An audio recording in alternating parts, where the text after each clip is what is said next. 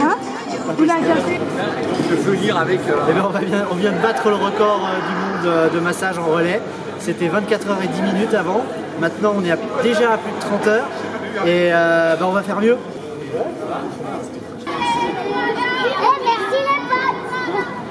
Et tu restes concentré.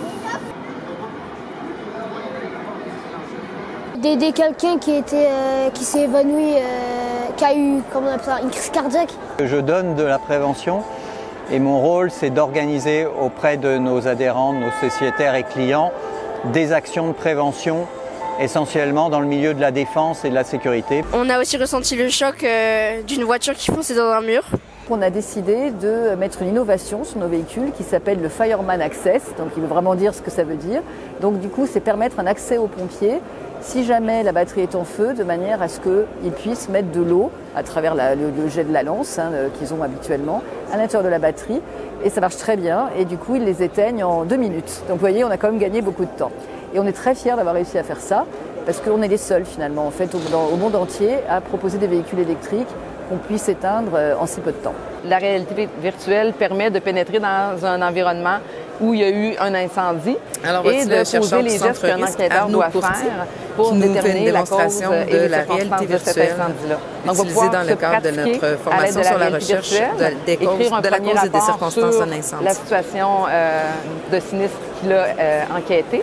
Et la dernière journée, on fait un vrai feu dans un conteneur qui est aménagé sous forme de 3 pièces d'une maison. Et les étudiants ou les professionnels qui suivent la formation vont aller déterminer la cause et les circonstances des incendies dans un vrai lieu de sinistre.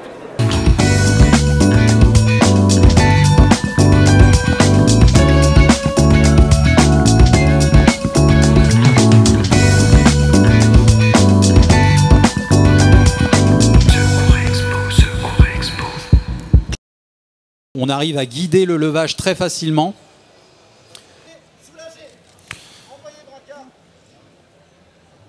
Une cisaille qui est amenée également à proximité par le deuxième équipier.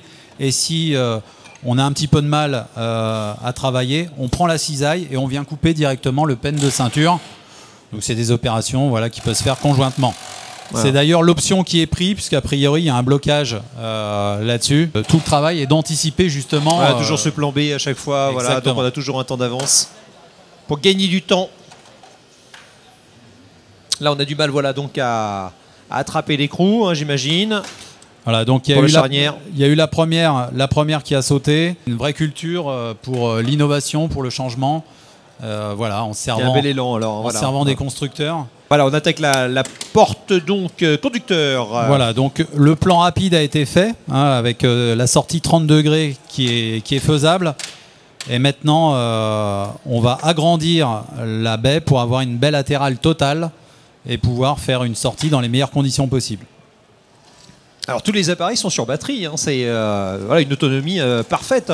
Plus besoin de secteur à côté. Là on a la chance d'avoir vraiment la Rolls-Royce des équipements avec tout sur batterie. En effet, pas un groupe, pas inflexible, pas de gestion de carburant effectuée. Ça va, on a vraiment le temps d'intervenir. Ouais, largement même. Voilà, donc la serrure vient de céder. On va pouvoir finir le démontage de la deuxième porte.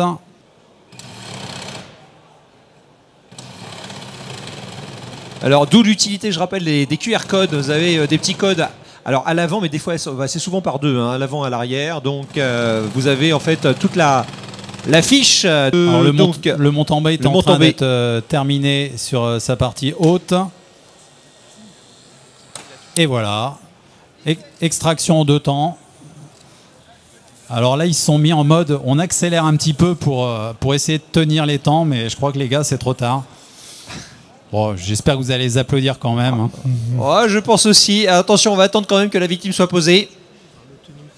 Mesdames, messieurs, deuxième victime sauvée. Bravo. Voilà, bravo les gars.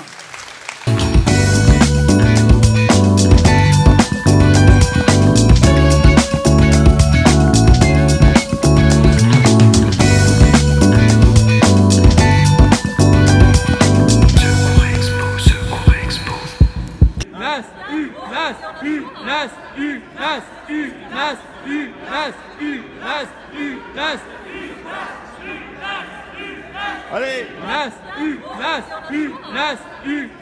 qu'on a signé sur la convention, enfin sur le protocole de la réforme de l'urgence hospitalière, on ne fait pas la différence entre la permanence de soins et l'UPH. C'était très intéressant comme discussion.